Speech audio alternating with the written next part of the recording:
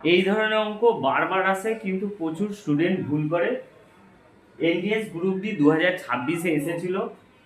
1 সেকেন্ডে উত্তর নামিয়ে দেওয়ার ট্রিক্স তোমাদের দিচ্ছি, তাই ফলো করো, স্কিপ করো না।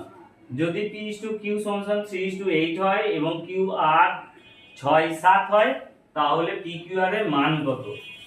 কিচ্ছু না, শুধু এখানে 3/8 লেখো, এখানে 6-7 আছে, 6/7 লেখো।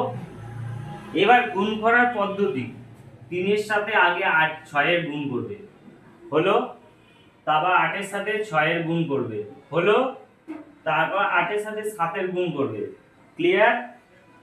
যদি এরকম গুণ করায় তাহলে 3-6-18 বেরোচ্ছে, ইস্টু দিয়ে দিলাম। 6-8 48 বসিয়ে দিলাম, ইস্টু দিয়ে দিলাম, 7-8 56 ইস্টু দিয়ে দিলাম।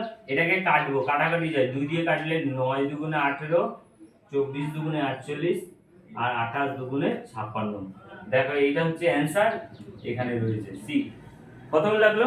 তোমাদের কিন্তু দেখলেই অঙ্কটা হয়ে যাবে। এরপরে স্কিপ করবে না, আরো একটা অঙ্ক তোমাদেরকে দেখাচ্ছি, যেটা কিন্তু পরীক্ষায় আসেই।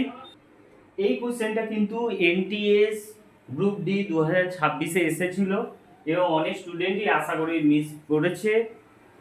পারলে খুবই ভালো কথা, যারা জানে না তাদের জন্য।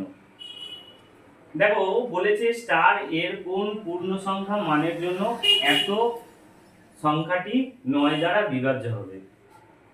এইটার জন্য টিক্সটা মাথায় রাখবে, সবসময় এই সংখ্যাটার যোগফল আগে বার করতে হবে।